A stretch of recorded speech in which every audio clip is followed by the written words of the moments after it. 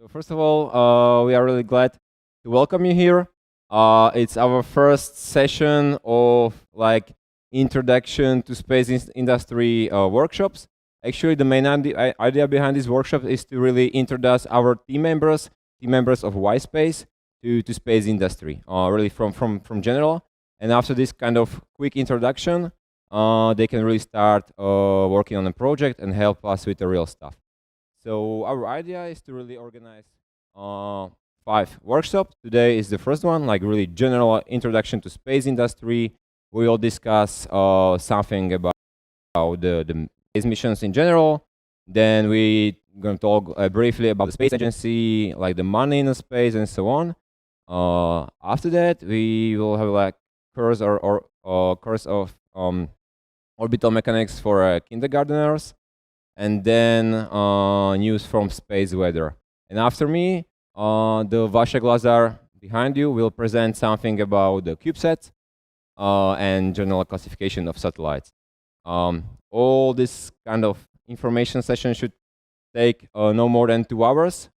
If you are like thirsty or I don't know, hungry, whatever, go grab a beer. But during the workshop itself, there will be a couple of breaks for a beer and for a conversation. Yeah, so I think we can start. And yeah, and if you don't understand something, or is something not clear for you, don't hesitate to ask me. I will try to explain everything. Yeah. So. Mám klíčko. Je to už? Yeah, okay. So first, quick words about me. I'm gonna be your guide for today. So I'm technical lead at the Y-Space, which is newly established student club on Brno University of Technology. I'm also student of space application at our university, but I'm also working as a project manager, partially as a system engineer in a company TRL Space here in Brno. I'm also absolvent of ESA Academy and ESA Alba Summer School this year. Yeah, I'm not sure if those two sentences on the bottom are visible, because in the presentation itself there are the number of the text is in this color. So maybe if we can switch off the main light, could be.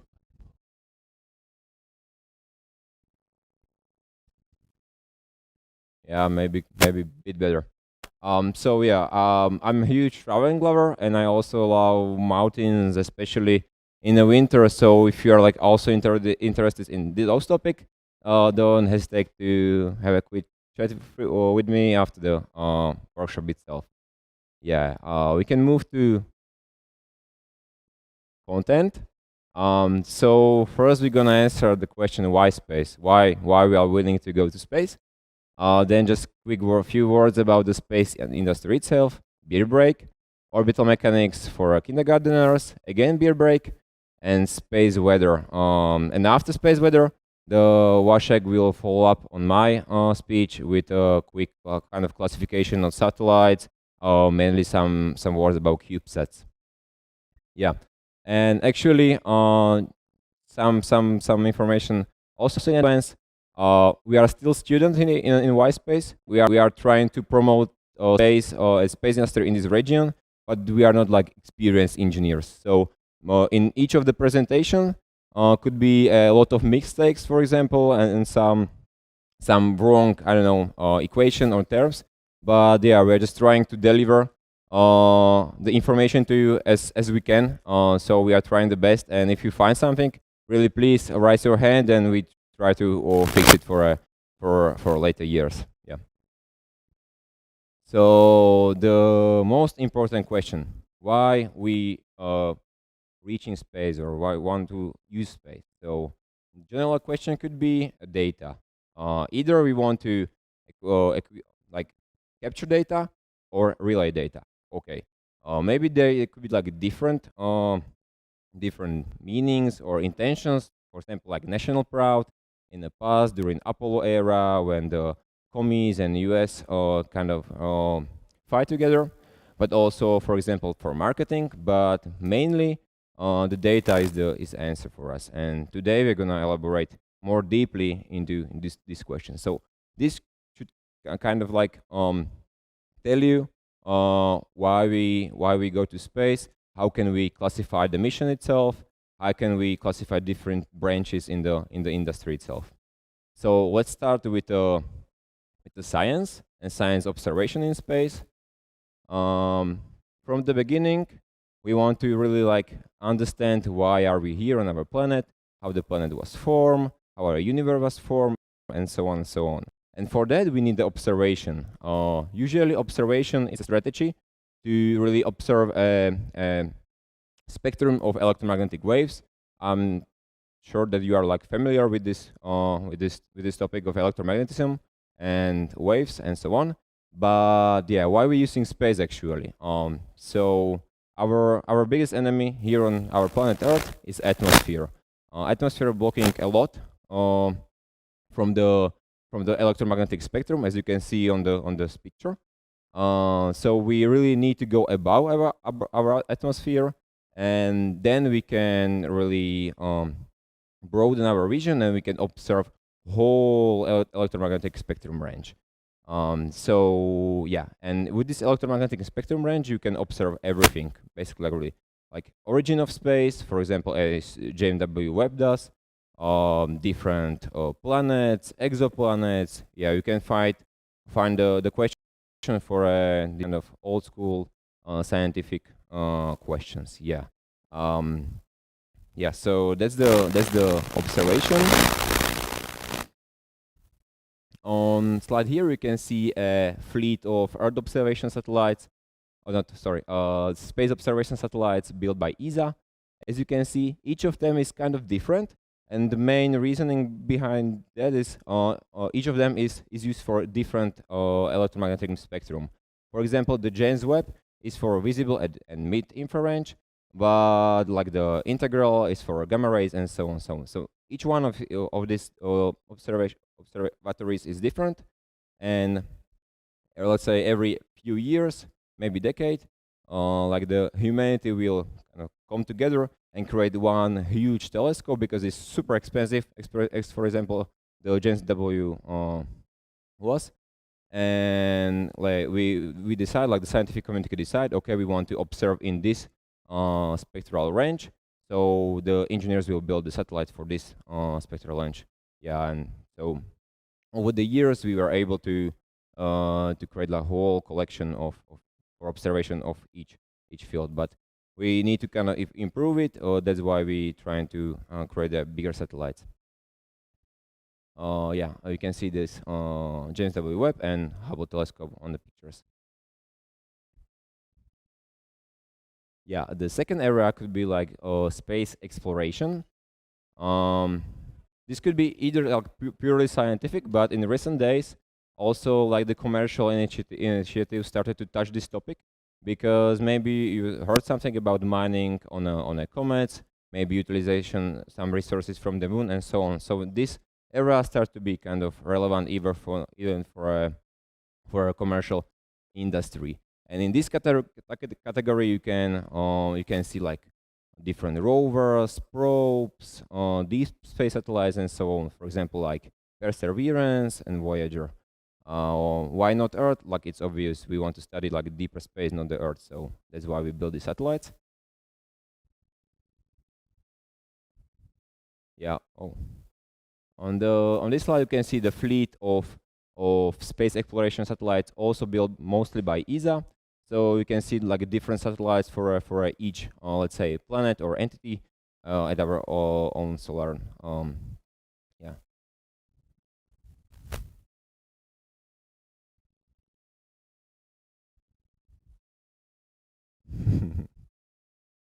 Yeah. And I have like 3 quiz questions from you during my session.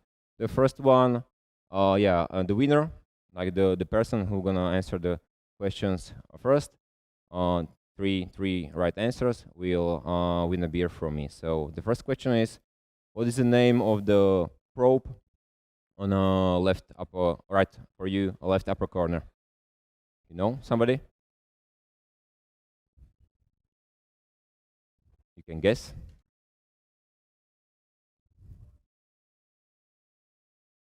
Raise your hand if you want to. Yeah, so.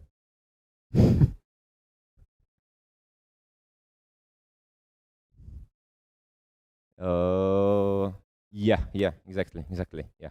The newest one actually on a South Lunar Pole. Yeah. So the right answer for you.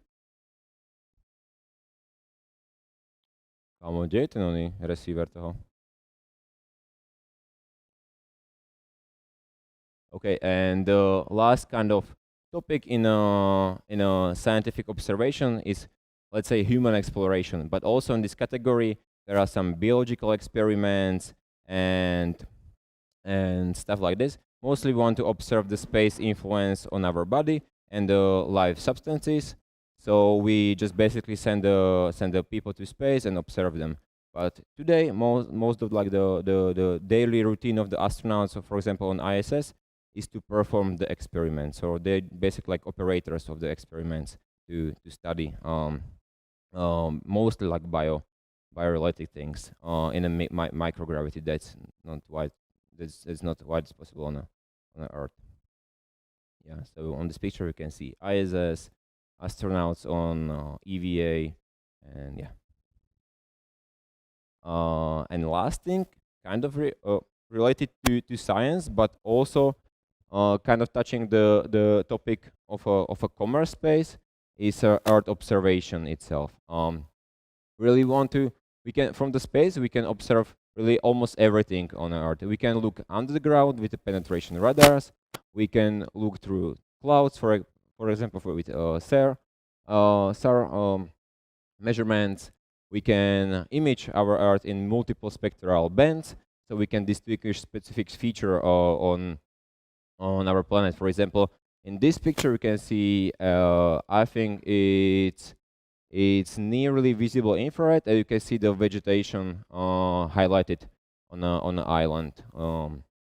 Yeah, so, but also in this category we can see the meteor satellites. Also, this slide presents the fleet of European, let's say, Earth observation satellite in different branches for the science itself. Then for the Copernicus program is some mixture between Earth observation for a science and Earth observation for a commerce.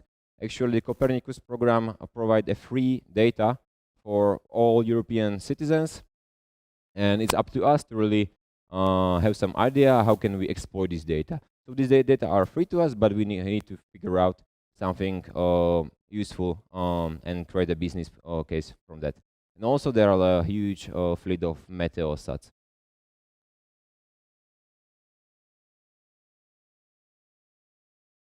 Yeah. On these pictures you can see, for example, the mentioned sentinels from the Copernicus program. Yes.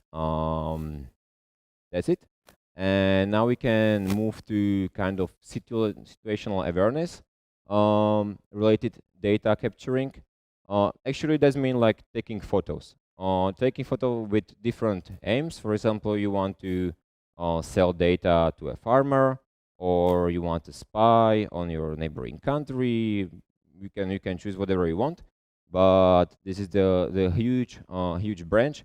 Actually, nowadays this era in space is really booming because we can get such a resolution which is 30 centimeters per 1 pixel, even with kind of small satellites. Basically, the satellite itself is just a huge camera with few batteries and solar arrays and so on. So yeah, and as I said, like the as well as in previous case, the observation could be in different forms. For example, it could be visible range, it could be SAR, which is like a radar reflection, which can penetrate the clouds, and as well we can use a multispectral capturing visible on the next slide. So as I said, the really good camera could be just small sat, as you can see on this picture, and on the right you can see the kind of process of remote sensing. So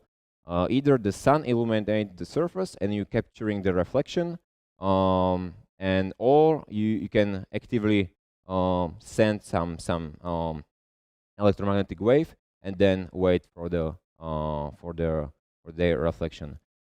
Yes, so that's it. On this picture, you can really see the benefit of observation from space. You cannot basically map the whole globe in such a way that you can do with the satellites. You can have a satellite could if a satellite is placed on the right orbit, it could capture like multiple different locations around the globe. If you have a constellation of satellite, in one day it can map like the whole globe, and the constellation don't have to be really huge.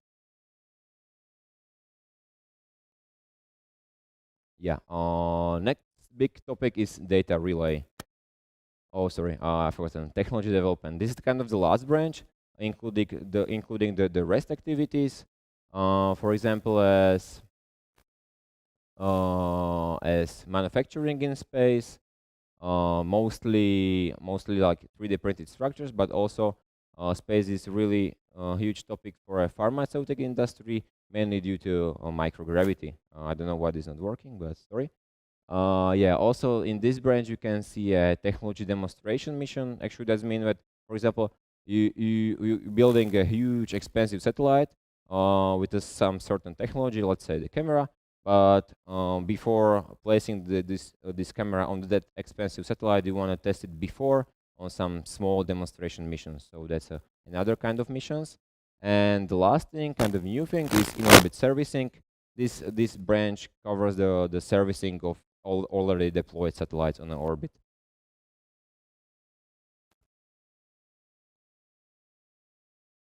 Yeah, and now we can move to data relay.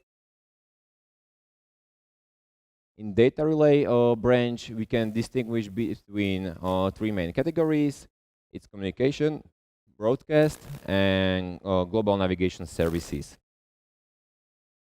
Let's start with the communication. In either case, even if your satellite is placed on GEO or LEO, we're gonna explore yeah, we're gonna describe these terms later in presentation. But basically, that means LEO is low Earth orbit and GEO is geosynchronous orbit, which is far away. The satellites plays a role of relay nodes. You basically send the information from the Earth satellite, and satellite just passing the information on different location on the Earth. And you can do it with one satellite or with a huge constellation, for example, as Starlink does. And the satellite can also like intercommunicate between each other. But it's still mostly about the relaying the data. Yeah. Then the broadcast, for example, the well-known era is TV. Actually, these satellites are usually placed on geosynchronous orbit. That's basically mean that the satellite's revolution around the Earth is synchronized with the revolution of Earth itself, and the satellites actually stays above you all the time, just staying above you. We're gonna explore this term also later in presentation. But with such a satellite, you can easily cover, for example, the part of the continent, or with constellation of such a satellite, you can cover, for example, the whole Africa and broadcast the TV or capture the emergency signals if something happened on Earth, and so on and so on.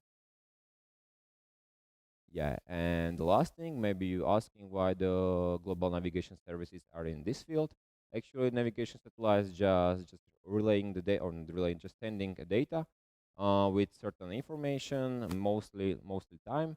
And if four of satellites, four signals from four different satellites will reach you, you can with some amount of precision determine your location on Earth and then give a point. Well known is GPS, which is constellation of US GNSS satellites, but actually the GNSS also includes GPS, Galileo, GLONASS, and Chinese Beidou.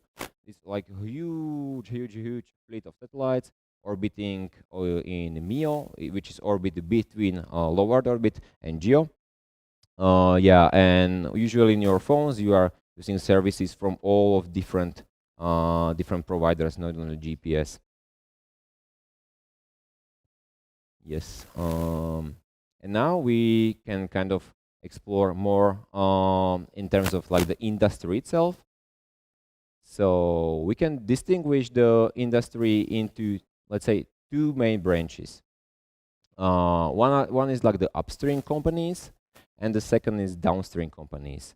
Also, there is a midstream, but midstream is something really like something middle, and we ain't gonna touch this topic today. So the upstream. Upstream is really this kind of hardware that we all know. For example, launchers like rockets, satellites, but also ground support infrastructure, like these huge parabolic antennas on Earth supporting new missions.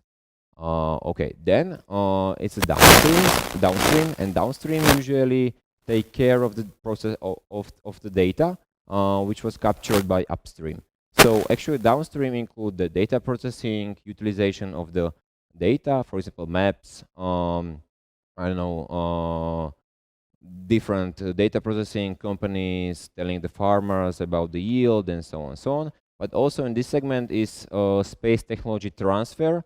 And in space technology transfer, you can imagine, for example, some technology was developed purely for space, let's say solar arrays, but the companies transfer this technology to our world here on the Earth, and we can use it every day. Just maybe a few examples from the solar technologies: improvement in battery system, nejak sa povie suchý zips. Sorry, I don't know this term in English, but this kind of sticky thing. Yeah. Thank you. Pens, really like ton of things. Even the sneakers, foams, or different polymers. It's really a huge amount of things which was purely developed for the space, but then it was transferred to a utilization on Earth. Yeah.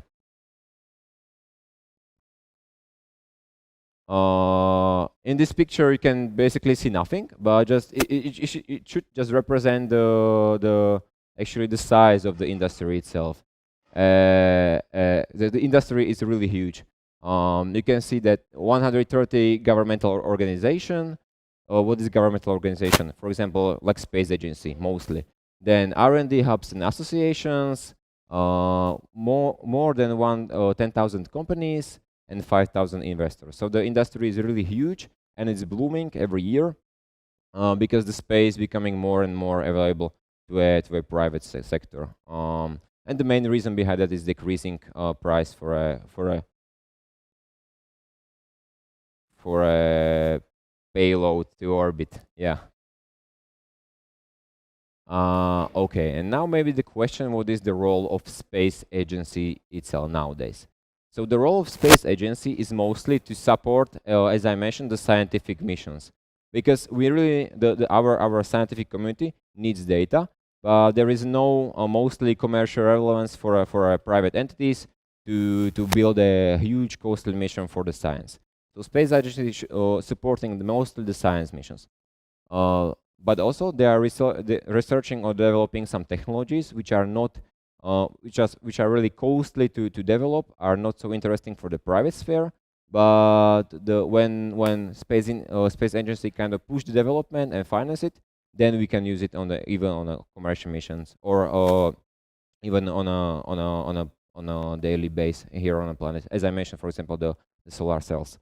Yeah. Then facilitating of the space missions for usually it's done like that. The space agency define the mission. Okay, we want to observe, I don't know, Jupiter as the JUICE mission. Maybe you heard about it. So the European Space Agency defined what they want to observe, but they will pass the contract to private company, let's say Airbus or Thales Alenia, and they will build the satellites for them. Yeah, but then the Thales Alenia usually hand over the satellites back to European Space Agency, and European Space Agency operates the satellite and capturing the data and exploiting the data, and so on and so on. Then is like the educational and public outreach, kind of also touching our topic of the support of the student communities and universities.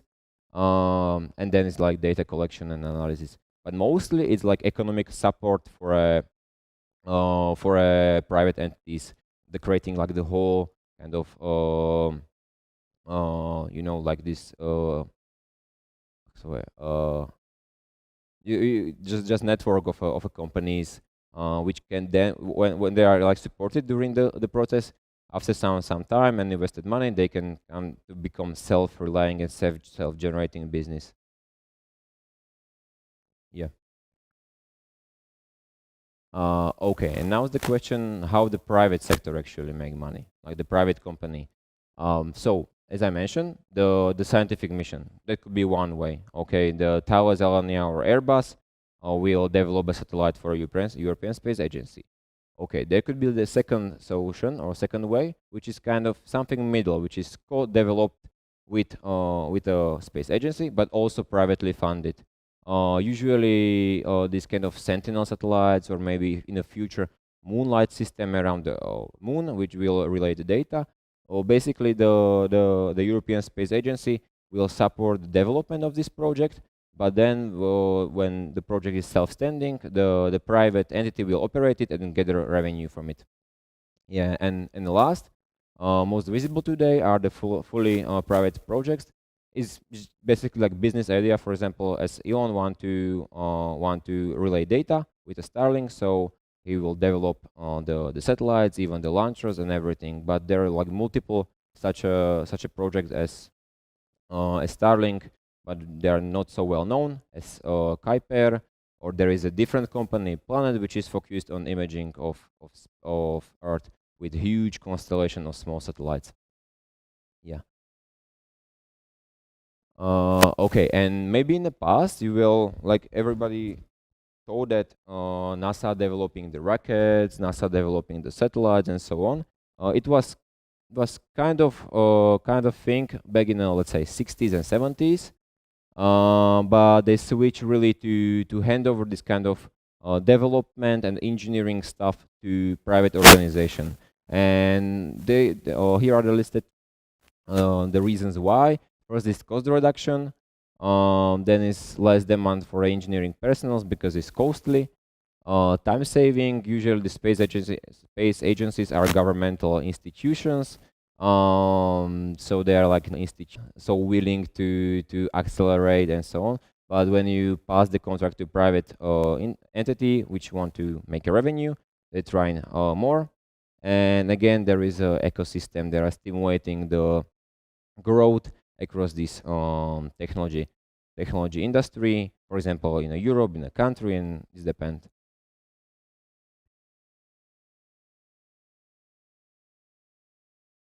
Yeah. On this slide, you can see, for example, the ESA and how ESA get money. So the ESA is funded by the member state, but also with a huge contribution of the European Union itself. On this pie chart, you can see the ratio, and on the map on the right, you can see the different countries which are like right members or just associated members.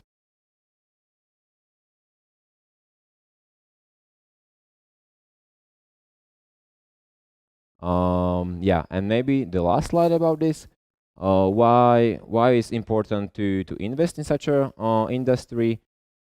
First of all, it's not like right return. You won't invest, for example, some money in some project, and then project will gather the revenue right back.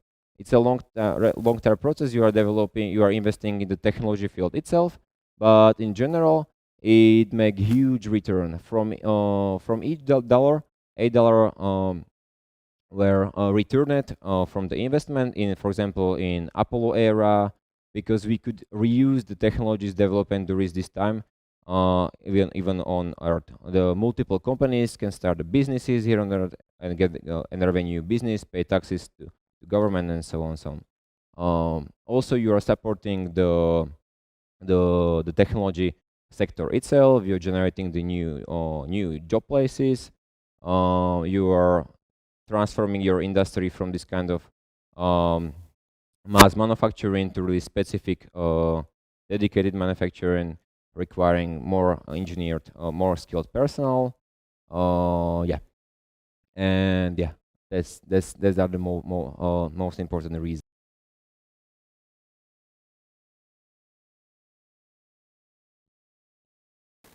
Okay, now it's beer time, so I need to rehydrate myself. I don't know if something wasn't really unclear for you. just let me know and ask me something. I'm doing this first time in my life, and I'm kind of worried. So yeah, we will continue after the break with orbital mechanics. Okay. So we will continue with a quick introduction to orbital mechanics. It will be really, really simple. But yeah, just remember, orbital mechanics are really kind of complex topic, and this intro is just for you to really understand the basics. But if you are really interested in, and if you are like space engineering student, you should dive deep in this era. I recommend you the book, for example, Orbital Mechanics for Engineering Students, Service Planning. Yeah, and a lot of supporting material is available on YouTube, because kind of visualization, animations, and so is really, really helpful in this field. Yeah.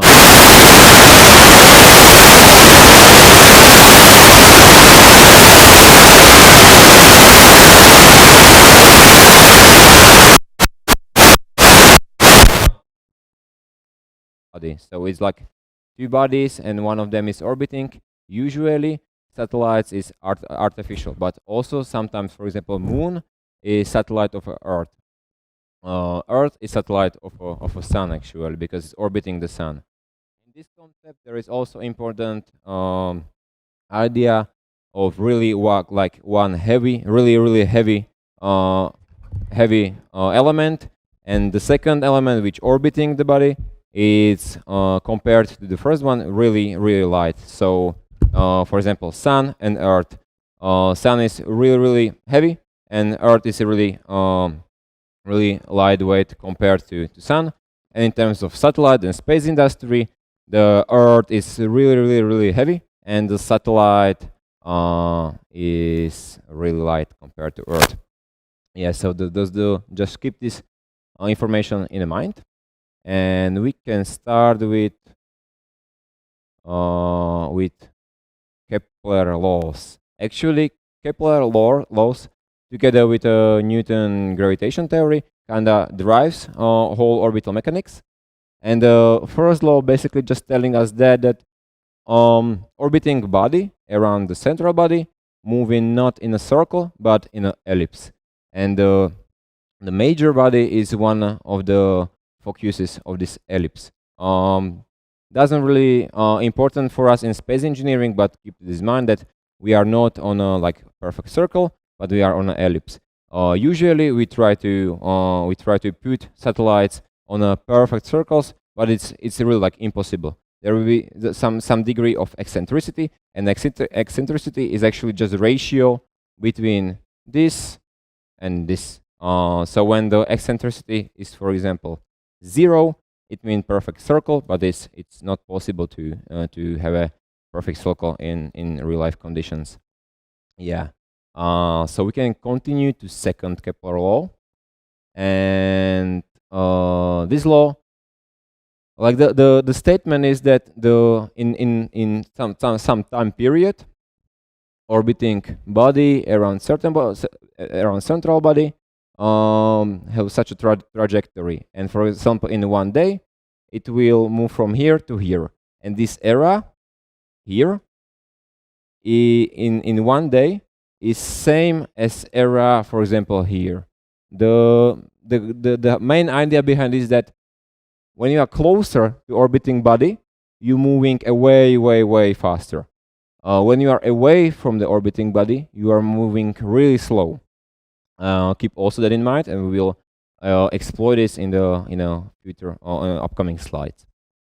And last, Kepler law just telling us that if we know the mass of a central body and the distance of orbiting body from the central body, we know how to calculate the period, actually the time of the revolution. And this is also really useful in space engineering. We will see in a minute. Yes. What is really important in a space is speed. I'm not gonna elaborate Newton gravity theory at all here. Just imagine you will place a, let's say, cannon on a really, really high mountain, let's say Mount Everest, yeah. And you have, for example, the ball in your hand. So you can throw the ball like this, and it will fall after a few meters. But if you are like really, really strong, for example, as Filip Čapka is, because Filip Čapka is the best baseball player here, our team member, you can throw really, really fast. For example, like this, yeah, you can do this. But if you throw it fast enough, the ball will actually never fall. It will go all around the globe, and it will reach you again without falling. And that's the main idea of orbital revolution. For sure, it needs to be calculating and so on, but basic idea, really easy to understand, is that we need to give a speed to satellite to really just maintain circling around the Earth and not falling. Yeah, so actually, maybe it's not so clear on this slide, but when the rocket is launching, you can see that the rocket is going up, up, up, up, up. But actually, after few, let's say, seconds, the rocket start to pitch. And it pitching. And after all, after a few minutes, the rocket not going like up, but going horizontally. That's actually a reason, or that's how we power, or how we give a speed to orbiting body. That's why we using rockets, not really just for reaching the height, but we want to give speed to orbiting body. Second quiz question from me. You know what is like average, let's say, orbital velocity to really maintain orbit? At let's say at this altitude up to 2000 altitude, it's kind of same, you know, from the head. Anybody? You already have one beer, so. But if you want a second. Any other? Yeah. So you want a second? No. But there is no respondee, so no one want to respond. Yeah. So you can say. Sorry, did not. Meter per second. 11 should be. Yes. We will leave the orbit actually with escapability. So it's around 7 kilometers per second. In kilometers, not meters. Yeah, and as our friend said, there is a theory of like the first orbital speed and the second orbital speed. The first orbital speed telling us that the need velocity to maintain orbit circling around. Actually, we can even place the satellite like here. We don't have to place it to space or to really up hundreds of kilometers. But the problem will be the atmosphere. Atmosphere will be really slowing down the satellites because it creates drag. And basically the satellite just pushing toward the air molecules, and molecules pushing toward the satellite, and it's slowing down. But if we place the satellites high enough, let's say unofficial threshold for a space is 100 kilometers, but it's really unofficial. Usually satellites at the lowest orbits are around 200 to 300 kilometers. And the main reason is that simply there is no much atmosphere left. There are some molecules still, but not really. On this graph, you can see how quickly actually descending the density of atmosphere. And also, what is really interesting, you can see there is a difference between day and night. During the day, the sun heat up our atmosphere, so the molecules are kind of quicker and they want to move faster. They are reaching higher. But during the night, it will kind of cool down, and the molecules are more calm, and they don't want to go so high. Yeah. So the again, like the main concept is really have some speed to not have a speed to not fall from the orbit.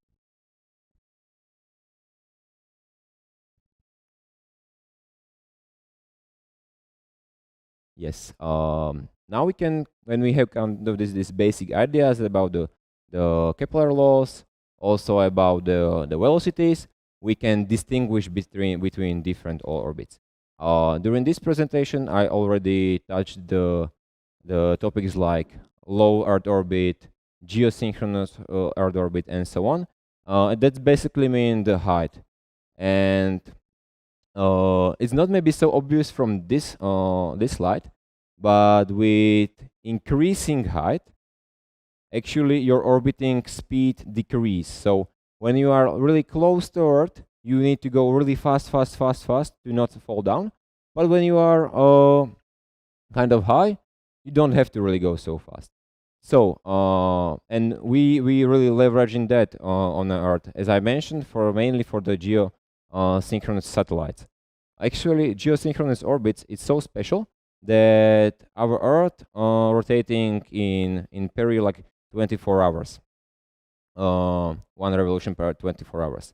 And if we place satellites exactly to around 36,000 kilometers above us, which is really far away, the speed of the satellite will match the rotation. I don't know where is my second.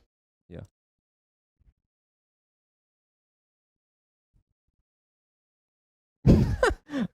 Nasrat. So let's say this is the rotating the Earth, and actually when you place satellite far enough, the rotation will match, and the satellite will stay above us for whole operational cycle, and we don't really need to maneuver satellite or anything. Maybe with some correction maneuvers, but not really. On the other hand, when the satellite is on low Earth orbit, this is like the revolution of Earth, but satellites really go fast. For example, usual orbital revolution for a low Earth orbit, which is really here, as you can see, is 90 minutes. So only 90 minutes to revolve whole Earth. And yeah, and somewhere between geo and lower orbit, it's a MEO orbit, and it's something real bit like in the middle, and usually the navigation satellite exploiting that. Yeah.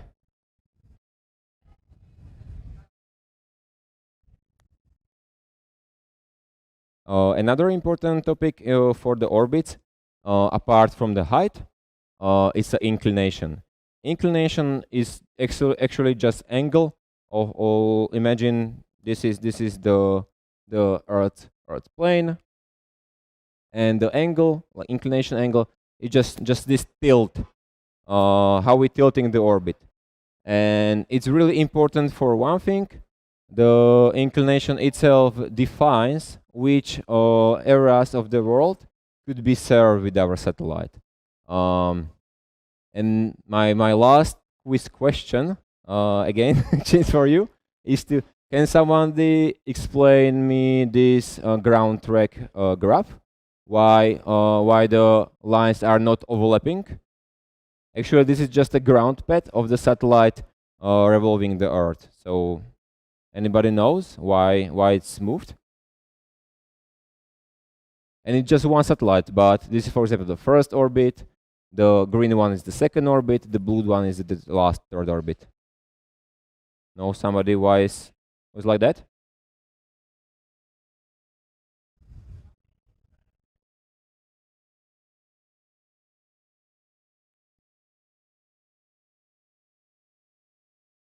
Yes. Well, let's say yes. You're right, but basic idea is that if this is Earth and this is the satellites keep rotating in the same orbit all the time. It not rotating. It just stay on a one place relative to let's say to Sun, just one place. But Earth under us is rotating. So each orbit we can see different locations, and as I mentioned, the inclination itself is really easy to understand with this map, because if our inclination is, for example, maybe it's not so obvious, but here is around 50 degrees, we can cover this area of Earth. If our inclination, however, is 90 degrees, we can cover really whole globe with our satellite, and we are using that mostly for Earth observation. For example, for International Space Station, ISS, there is a orbit with inclination, I think it's around 65 degrees. And the only reason is that we can reach this orbit from major spaceport around the Earth, from the American ones, but also from the Baikonur ones. Launch site is really important in space, because I mentioned the one parameter defining our orbit, height, and the second, inclination. You can change height pretty easily. We will explore how in an upcoming slide, but you cannot really change inclination. Okay, you can, but it's so energy demanding that it's basically not done. So what is really important, you have to launch your satellite in certain inclination from your spaceport. You can see, for example, here is a Kennedy Space Center, and it can launch satellite in this way, in this way, in this way. But the latitude of the Kennedy Space Center itself, it's 28.5 degrees. That means that we never reach a lower inclination than that number. It's not possible. If we want to reach zero inclination, we need to launch from the equator. And there is also another kind of maybe interesting aspect on this map. Every major launch site, which is, let's say, Kennedy, Vandenberg, Guyana, let's say Baikonur, it's kind of close to equator. And the reason is that we want to utilize the rotation of a speed of Earth itself to take advantage. As I mentioned, we need to speed up our satellite, but if the Earth rotating itself, there's a certain speed on the top of the globe, and we can leverage that and add it to our rocket speed. And in that case, you actually need a less powerful rocket, or is basically less costly. So if you're launching from the Mediterranean, you can exploit the rate rotation of the Earth. But if you're launching from a North or South Pole, there is no rotation at all. Actually, there is no force pushing you away. So you cannot exploit that phenomenon. So everybody try to put their launch site near equator to be more effective. Yes. Good. Can continue. Okay. In this slide, you can see the basic type of orbits. As I mentioned, equatorial. It's easiest to reach in terms of energy, but not really used because you're only covering this region around the Earth. So that's why the polar orbit are mostly used. Bit harder to achieve in terms of energy, but you can really explore whole Earth, because you will revolve around the Earth like this, and the Earth will rotate underneath you, and you can, with one satellite, you can over some period of time, you can map really whole globe. Yeah, and we're also using something in the middle, which is inclined orbit. For example, as I mentioned, for International Space Station, but this is mostly like for the political reason. Yeah. And another important factor is, as I mentioned, firstly, that if we once throw the satellite on our orbit with some speed, it will never fall back on Earth. That's true in the reality, or it's true in the theory. But in reality, there are like some perturbations, and perturbation is effect which putting some force on your satellite, and basically perturbation decrease your speed over time. And if you decrease speed, actually it means you going down up till you end up in the atmosphere. So if you want launch satellite, or let's not call it even satellite, if you launch brick into low Earth orbit, let's say after 25 years, it will decay on its own, and it will burn up in the atmosphere due to perturbations. And perturbations are caused by residual atmosphere, sun activity, and aspects like that. And on this slide, you can see really the sum of the mostly used orbits around the Earth. It's geostationary orbit for the reasons I mentioned, that actually the satellites staying above you is mostly used by the broadcasting satellites or telecommunication satellites, because if you're like, I don't know, country like Czechia, you will launch your satellite above the Czechia and it will serve a whole country, even the surrounding countries, and so on. Then there is a lowered orbit. We're using the lowered orbit mostly because it's closest to us. It's cheapest. Cheapest place where we can place the space equipment. And on the LEO orbit, there are certain types of orbit which are especially useful. As I mentioned, the polar orbit, which is good for the Earth sensing. But even there is a special type of polar orbit, which is sun-synchronous orbit. This is kind of hard to understand, but sun-synchronous orbit, polar orbit have an inclination of 90 degrees. Sun-synchronous orbit have an inclination around 97 degrees. So it's tilted a bit more, but this tilting a bit more, causing that your orbit will, due to perturbation, revolve. And this revolution of the orbit itself, causing that when you want to image something on the Earth, in a local time, let's say the satellite will passing above us, above Brno at 9 a.m.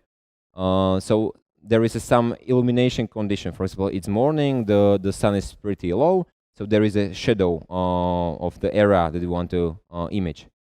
But if you want to constantly capture one region, one city, with the same illumination condition, because it's important to have same illumination conditions for data analysis and so on, we need to use sun-synchronous orbit, because as we know, the sun position of the sun change around the year due to the revolution of Earth around the sun itself. But if you use sun-synchronous orbit, there is a perturbation causing the revolution which negate, which cancel out this effect, and it will just really remember, it will provide the same illumination conditions on a Earth at certain point at local time. So it's really useful. Actually, I would say 80% of, if we're not counting the Starlink and so on, 80% of satellite is launched in this orbit, because at LEO, because most of the satellites on LEO are for Earth observation, and they want to utilize this phenomenon.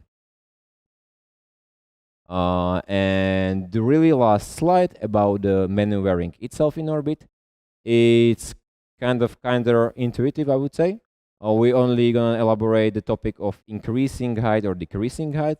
So actually, if you slow down, that means you are with your satellite or your rocket, you are on this point at orbit.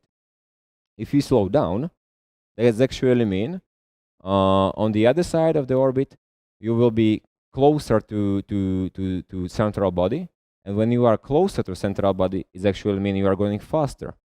So if you repeat this this maneuver on this point, we'll have a perfect circle, which is here, and this circle will revolve faster than this one. So actually, when you want to overtake the satellites in front of you, you need to brake at two places on the orbit, and then you can overtake it. It's really counterintuitive, but that's how it works. And on the other side, if you want to slow down your satellites, you just need to put it on a higher orbit. So remember just two things. If you want to go faster, you need to go a bit lower. If you want to go slower, you need to go a bit higher. And most of the maneuvers, the maneuvering is super complicated, really hard to calculate. But like the basic maneuvers are, as I mentioned, is a human transfer, and it's actually you will let's say on this case you will boost your satellite on this point.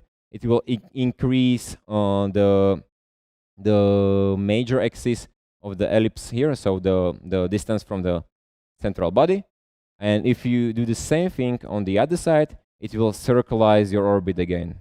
If you will do it just on this on one side, your orbit will turn to ellipse with higher eccentricity. Yeah.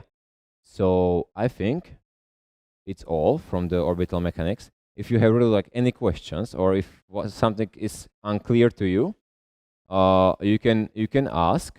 And maybe I'm wondering if we want to have a because after this there is a space weather, and it's super short. It's around like 5 to 10 minutes. So if you want, we can move to space weather, and then we can have a Spacebeer, and after me, the Václav will hand over. Okay? Yeah. So we can move to space weather. In general, it's terrible. Really hostile environment. Basically, everything in space want to destroy your satellite. From mostly from the radiation to brutal temperature differences, up to let's say space debris and micrometeorites. So it's really bad, and our activity even worsen it. So let's elaborate on those topics more in detail.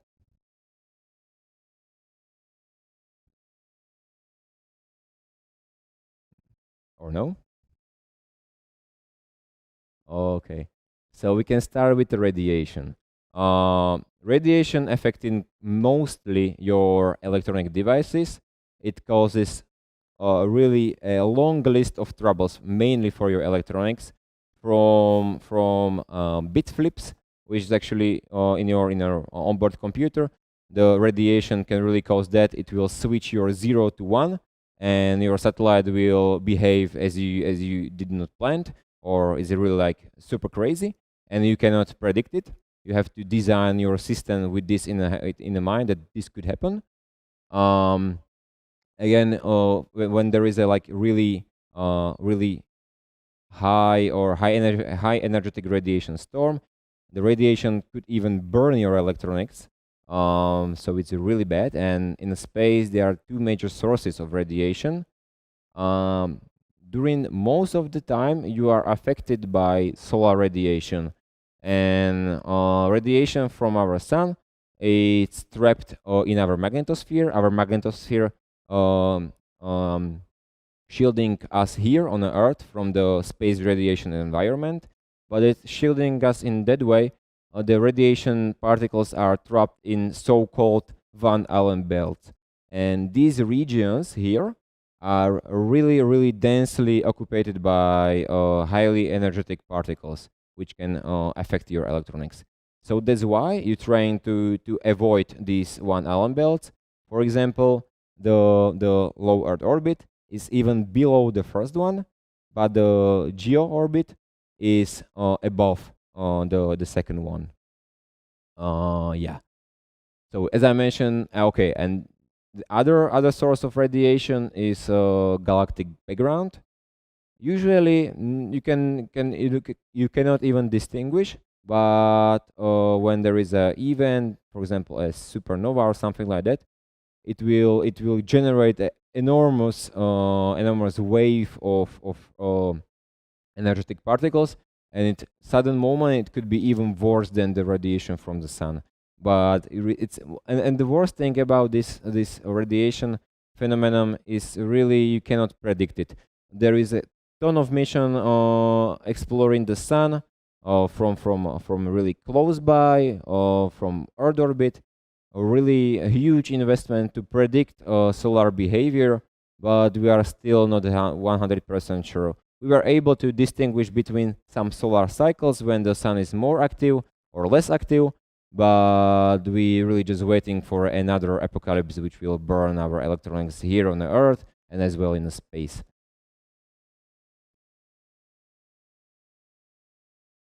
Yes. Another really bad thing is temperature fluctuation. And what is interesting in space, there is no temperature actually. And the reason why, because there is no medium which could carry a temperature.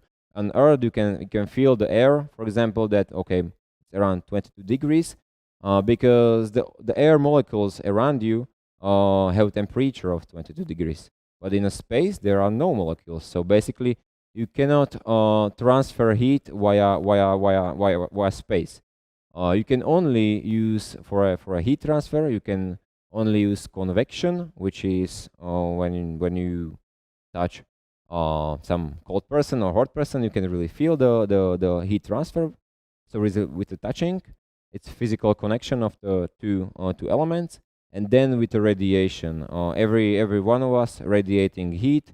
Everything you can see radiating heat, if it's not 0 Kelvin hot. Yeah. So, and why is this problem in a space? So imagine your satellite is orbiting nicely Earth, but there is a sun. Sun is, for example, here. Okay, so in this side of orbit, your satellite is illuminated. When your satellite is illuminated, the surface of the satellite, it can really go up to temperature of 100, 150 Celsius. But on the other side, your satellite will revolve on the other side of the orbit, and there is a deep space. And deep space background is around, let's say, 10 Kelvins cold, so it's super cold. So this side of satellite is witnessing brutal cold, but this side of satellite witnessing extreme hot. So you need to somehow connect these heat emission sources and heat generation sources. And for that you need really sometimes complex thermal systems, including radiators, coolers, heaters, and so on. So it's kind of a huge topic. But fortunately for us, if we use a low Earth orbit, as I mentioned, the revolution is just 19 minutes. The temperature of satellite settle around, let's say, 20 degrees, plus 10, minus 10. And the reason is like this kind of whole fast circulation. So after all, when you sum all this contribution of emission and heat sources, you will end up with a relatively stable temperature. And the stability of temperature is given by the size of the object. Actually, it's called like thermal mass. So the bigger the object is, the more stable it is, and the smaller one small satellite, for example, 10 centimeters, is affected more by this phenomenon. Another really bad thing is the vacuum, as I mentioned, because your spacecraft satellite is composed by components which is made of elements, and these elements have some binded molecules, but also some free molecules on the surfaces. When you are here on the Earth, it's not a problem, because these molecules which want to, for example, this is the spacecraft body in my hand, and this is the Earth molecule, and the Earth molecule is pushed by the gas molecule, or the different element molecule, and this molecule is pushed towards my spacecraft by air pressure. But when you release your spacecraft in orbit, there is no counter pressure from the air, so this molecule, which you don't really want, can leave your body and deposit on something else.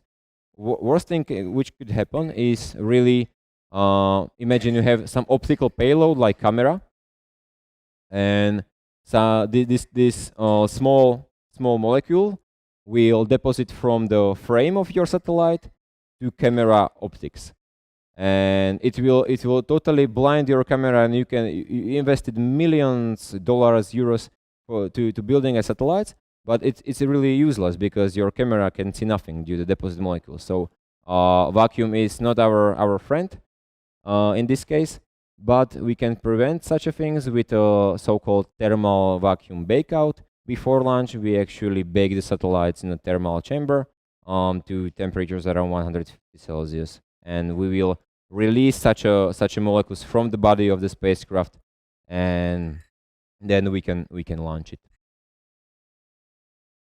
And the last thing is debris and dust. Really terrible thing. and the worst thing that is caused by us, by humans, by our activities in space.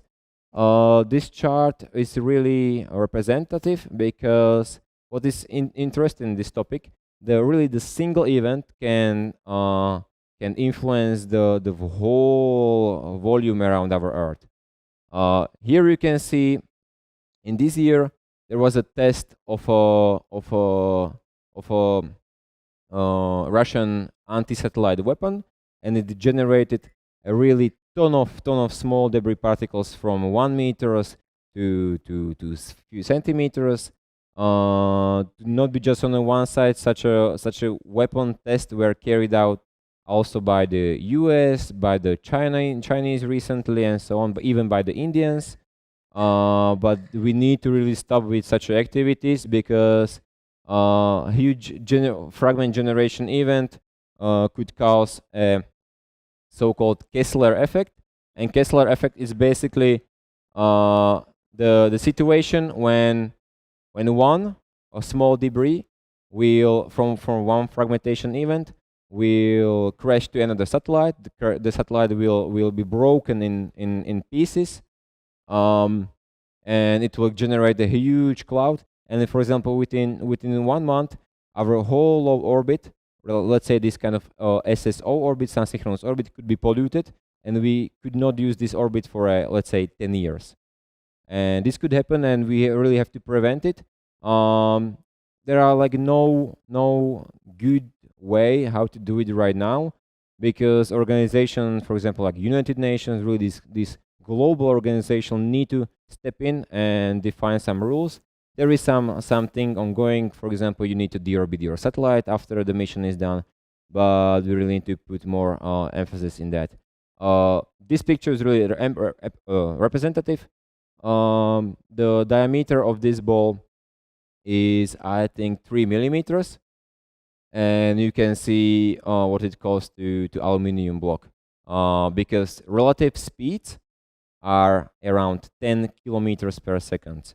So even the chips from the paint or like fine dust could really destroy your spacecraft in a second. So it's really nasty.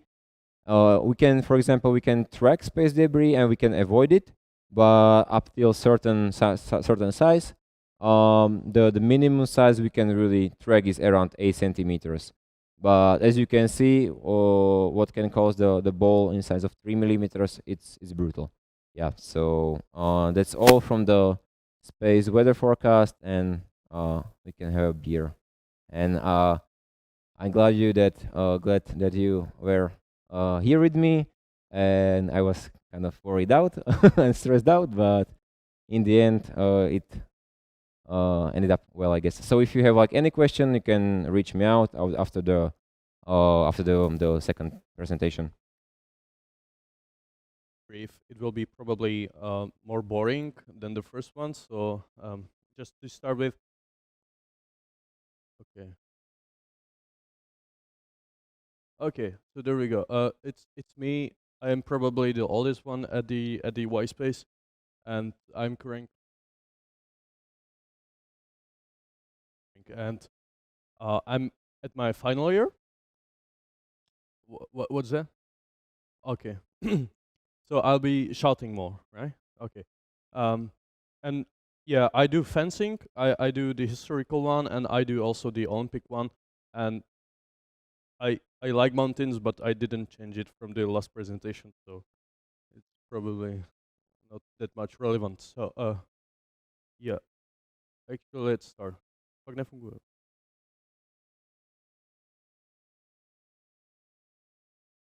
Okay, so first off, some of the definitions. We have, you heard probably word satellite. We have actually two kinds of the satellites. First is the artificial, and second is the natural.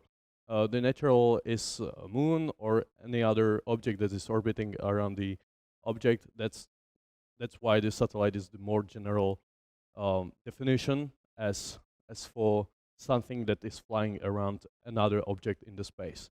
And as for the artificial satellites, we have, for example, the probes or the other spacecraft that you might recognize.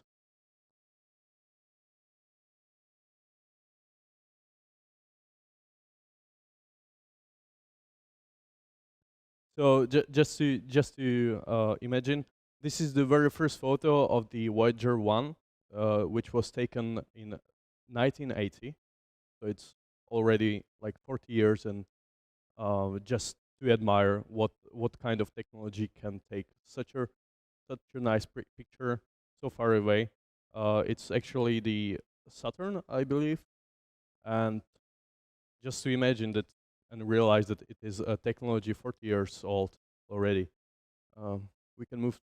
Okay, so it's working now. Fine. And I have prepared some of the firsts of the spacecraft for you as well.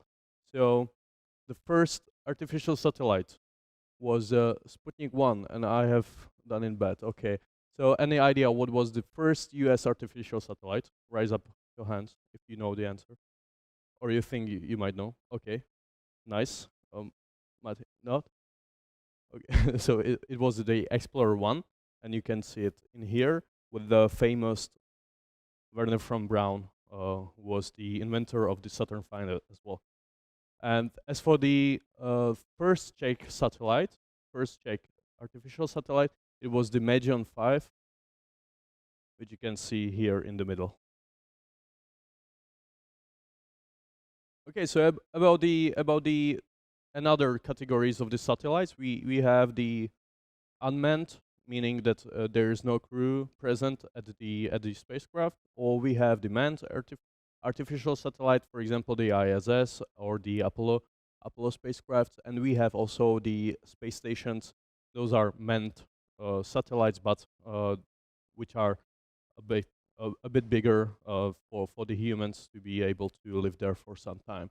And then we have the probes, which are unmanned artificial satellites that fly far away. For example, the Galileo, which is the weather satellite located at geostationary orbit. And other categories, because personally I don't like these categories that much, because you can name and you can come up with the category that you want, but based on the, let's say, applications for the satellites, we have numerous, for example, the military, scientific, technology, meteorology satellites, and a lot of them. Those are the categories that you can also run into, for example, doing your research on the web. But it makes more sense to categorize the satellites in terms of their, let's say, volume and masses. So in terms of masses, we have the large satellites, and just to come up with some numbers, we have, those are the satellites that are heavier than 1 ton, and the medium-sized satellites are under 1 ton to 500 kilos. And actually, you probably heard about the CubeSats. So we often call them as a small satellites, but actually those are the nanosatellites or picosatellites based on these definitions. But in general, small satellites is the term that is very popular right now, because we are at a new space, I would say new space era, when the small satellites are more capable of doing the interesting stuff. So right now, small introduction to CubeSats actually. So it started in 1999, back in California,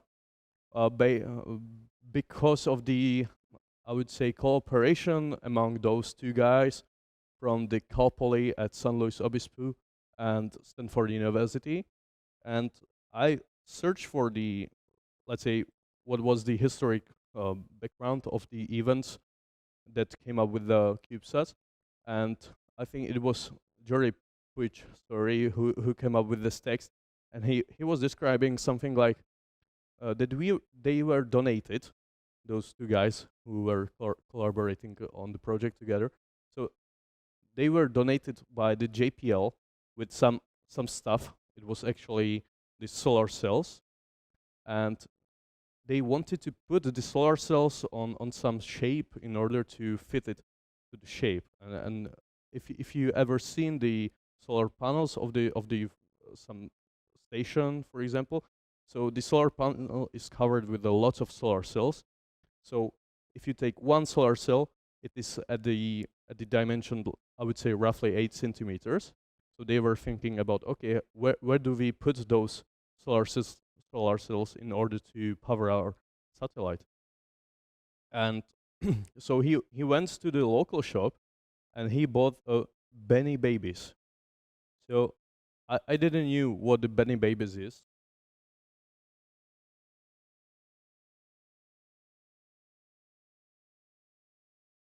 Okay, I go backwards now. This. So they were looking for a shape where they can put the solar cells, actually two on each side, and they come up with this box with the mascot in here, and the box was actually 10 by 10 by 10. So this is where they deduced. Yeah, and actually you can buy it still on the Amazon. For I think it was 1,500 crowns. So based on this cooperation, they come up with the okay. Let's make those solar cells into 10 by 10 by 10 cells volume, and it was actually the start of the CubeSat era. Oh, sorry, just skipping that because I can see you have a beer still. So okay, so CubeSats. It is our 1U in here, which was deduced based on the little box that we saw just a few seconds ago. And the idea of the CubeSats is that you can save a lot of money because the launch mechanisms, so-called deployers, are standardized, as well as the shape of the small satellite called CubeSat is standardized as well. So we can add and multiple those shapes. So we have 1U, 2U, 3U, 6U. Currently, the 3U and 6U satellites are most popular, and you put just you put your electronics in here, your payloads and your experiments to this shape, which fits to the boxes, and you actually launch it. There is a number of potential financial supports for the or applications, how to come up with your own design, and you have to follow in order to create the CubeSat, which is in accordance with those, let's say, launch pods. You have to follow some of the specifications, and I just picked two of them: the CubeSat design specification, the original one, and for example the ESA's Flyer satellite specification. But you can find also the NASA specification and others. So this is how it works. You have the satellite, you put it into the box, or you combine it with the multiple satellites into the box, so they can fill the whole box with the satellite. And then the boxes are attached to the space deployer. This is the upper stage part of the big rocket assembly, and from these doors, when the time comes, those doors are opened, and satellites are pushed by the spring out to the space. We call it as a orbit deploy or orbit commissioning, for example. But yeah, there was one case where the Russian astronaut actually he launched the CubeSat by his hand. So he was at the ISS and he took the CubeSat, which had the handle, and you can see the CubeSat in here, and he would just throw it out of the ISS. But it was very rare occasion. It was at the start of the CubeSat era. Currently, we use just the deployers. And you might wonder what I said before. The CubeSats are much cheaper than the nominal satellites, the big ones. The CubeSats are actually, yeah, they are cheaper, but not that much cheap. I think I have the,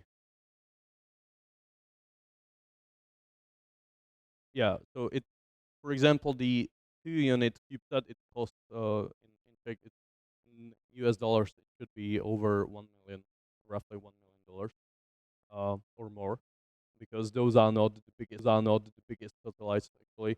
So 30 million Czech crowns for a 1U satellite, which was launched, I believe, 1 or 2 years ago. All of those satellites were Czech satellites, by the way, developed by the Czech companies. Those are SAT-1 and 2, and this is the BDSat-1. And yeah, just some progression, what the future probably will be. As for this year, they expected, you can notice that these projections were done some time ago, because as you can see, the 2022, the actual launch was about 700 satellites, but they projected initially just 400. There was much more satellites launched, so we can expect an exponential growth of the small satellites being launched every year. And as I mentioned, the most popular are right now the 3-unit satellites and the 6-unit satellites. In the past, we had a lot of 1U satellites because they were a lot of easier to make. But as we have some confidence in the components that we use, we can go to the 3U and 6U satellites pretty easily. And just some hints from the recent conferences that I attended. Those are the trends that we can expect as well in small satellites. So a big topic is the sustainability.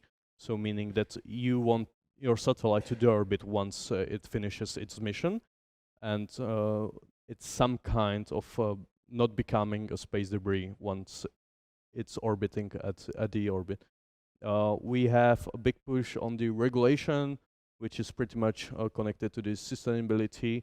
It says that the small satellites, except meaning the CubeSats, should deorbit in 5 years. So this is roughly your lifespan of the satellite that we are developing.